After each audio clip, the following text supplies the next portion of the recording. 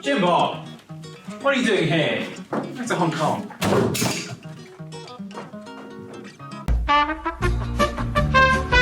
So, today we have the R603 to open up from Army Armament, and it's recently popped up in the UK, so we've been able to, find our way and get one over. We've got a Japanese manual with some English in it. It has English, Dan. It has English. No, it doesn't. And it has pictures, Dan. It's scribbly lines. It's got pictures, Dan. Okay, so we've got a small manual. We've got the gun, and we have some lovely silica gel. Do not eat these. It's quite obvious not to eat them. We've got one 5.1 Hi Capa mag by Army Armament. It's got a nice black finish. We'll talk about it in a sec. And we have basically a 4.3 style Staccato P. No, I'm kidding. It's an Army Armament R603 with no trades other than 9x19 written on the barrel. So we'll look at that in a second. Other than that, there is, that's the unboxing. Don't know why people take like 5 minutes to do that. So, let's start with the Hi Capa. So obviously this is based on the TM, the Tokyo Marui. We'll start from the front and lead to the back. This is the first time looking at this, although obviously I've seen pictures online.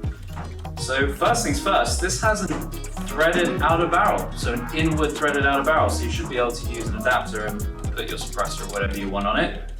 Don't worry about the people upstairs. Don't know what they're doing.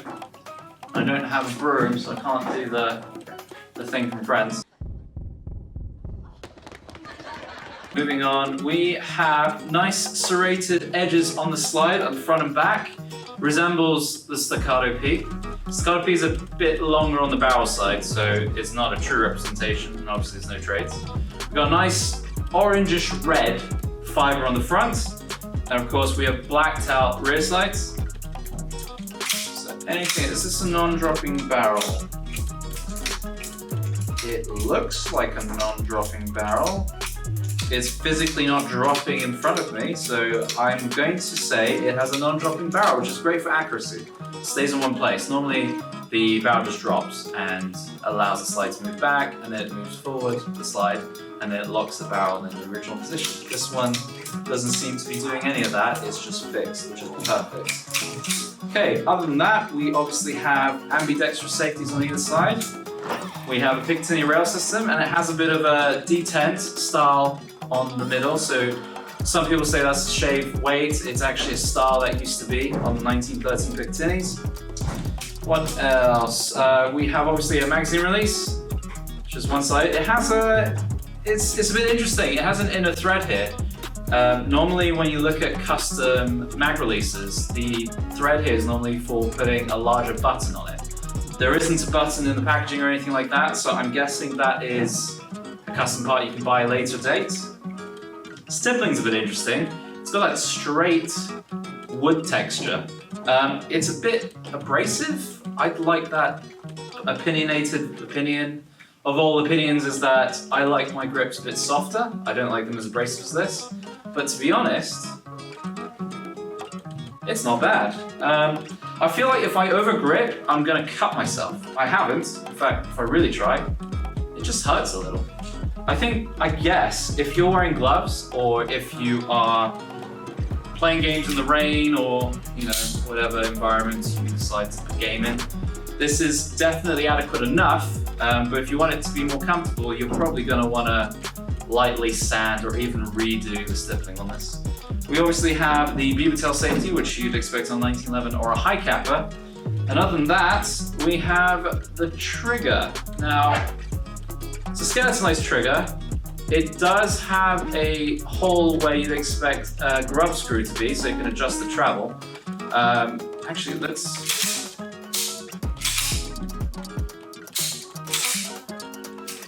It's an okay trigger. It's a bit heavy for my liking. I'm used to race pistols being about 2 pounds. This one's about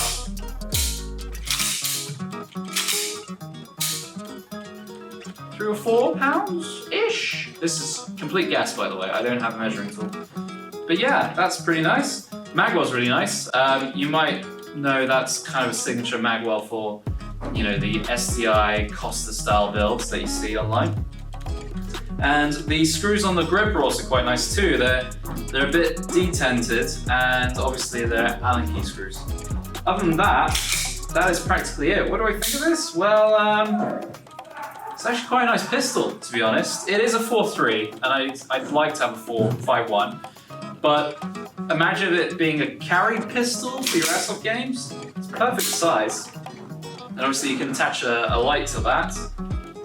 Probably an APL or an Enforce or something like that. Maybe a sequential for that.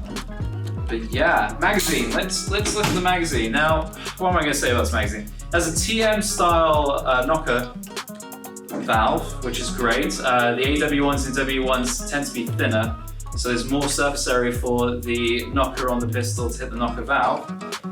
Standard feed lip. It's using a square router, and it's probably because I can't see with the light, but in fact, let's take this apart. Let's take this apart. Yeah, it's got a straight nozzle, as in the surface area where it touches the router on the mag is straight. We'll leave that as it is. Other than that, obviously it loads 28 rounds as you expect on a 5.1 Hi Capa mag. No markings on the back, slight dimples and markings on the sides. The paintwork is, it's a light finish, to be honest. This will probably wear off easily wherever it scratches in the grip, or if you drop it a lot. The magazine base is typical. Oh, there's no feed. There's no hole for the feed. That'll be why, because it's supposed to have that look of not being a Hi Capa mag until you, well, when it's in the gun at least, when you look at the bottom of the gun, it doesn't look like it has a feed nozzle. A feed nozzle, there we go, that's what I was trying to say. No, feed valve. Other than that, what's interesting is normally you have a Phillips screw for the bottom side that screws all the way into the Hi Capa mag that keeps the base in place. This one's a hex one, so bear that in mind. You probably just need one hex key for the entire pistol, to be honest. But yeah, that's probably going to break. If I drop that now, that's going to snap off. I don't know what's retaining that. I think it's just the part of the feeder that holds the... Oh, someone's gone to sleep. Someone's gone to sleep. Technical issues, Dan. Dan, technical issues.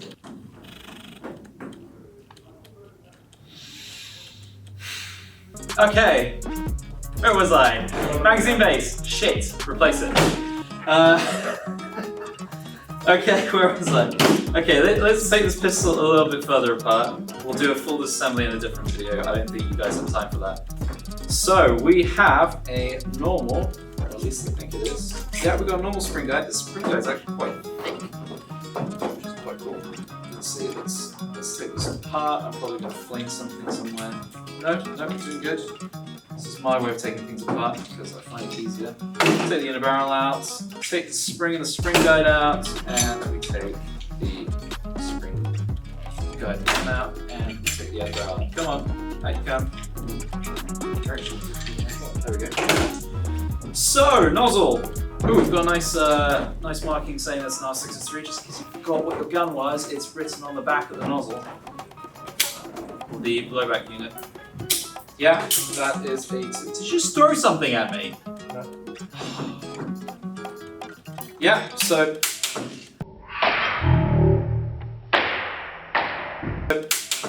The piston head nozzle... Sorry, not piston head nozzle. The piston head itself has an O-ring on it, which is great. So it's not one of those simple ones that... I think the stuff is coming off this gun onto me. These defects in the manufacturing as I took this... That's not good. Although, where did that come from? I'm not sure. We'll run through this piston and do a proper review in the future, so if something falls apart, you'll know about it. So, looking at the frame, it's just a standard, whatever you expect from a Hi Capa, really. There's nothing special here.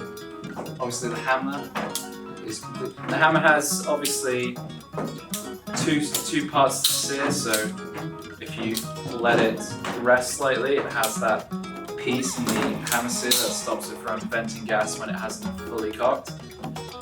Other than that, that's pretty much it for this gun. It's pretty good. Let's do a quick shooting test. Let's all back together. So you can't actually put the barrel in the way I normally do it. Let's put the spring guide mount. Let's put the spring guide itself in. Yeah.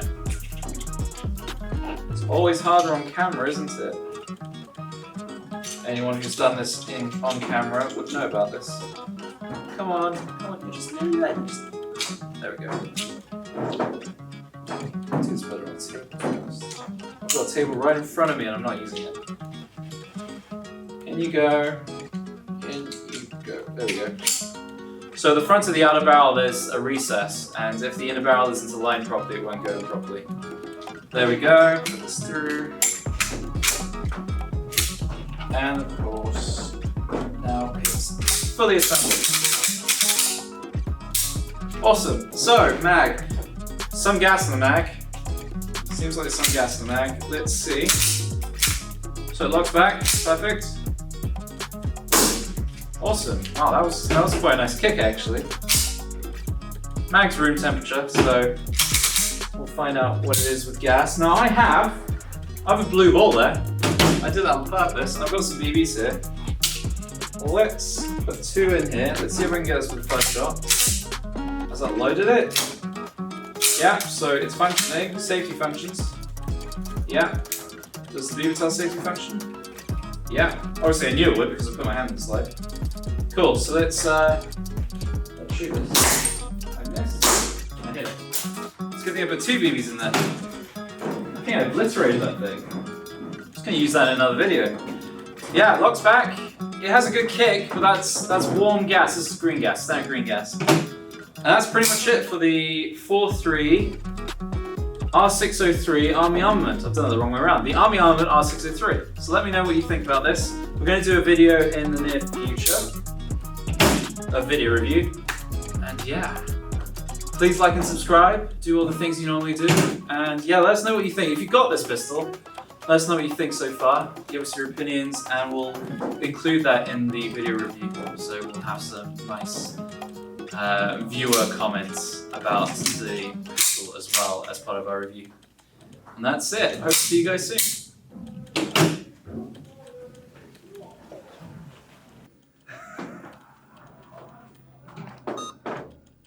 Did he go to sleep?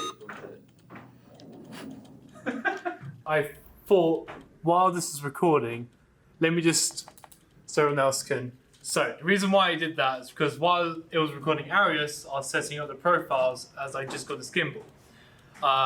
There's 3 memories, so you can have different settings. So one for slow panning, for Tell them B-roll. what it is. It's a Ronin SC. It's a Ronin SC by DJI. It's a very good camera. Camera? Gimbal. My camera's very good, but the gimbal's amazing. I just got it last night, and today is the only time I've actually tried to use it. I thought I could be sly and set up the memories, there's 3 memories or profiles you want to call them. So when we're doing B-roll for this video, you can see it. But it actively started doing the 3rd setting. So that's my bad. So I do apologise now. I'm still learning the gimbal. It's my first time ever owning one. But would recommend it. It's very good if you wanted to do videography stuff.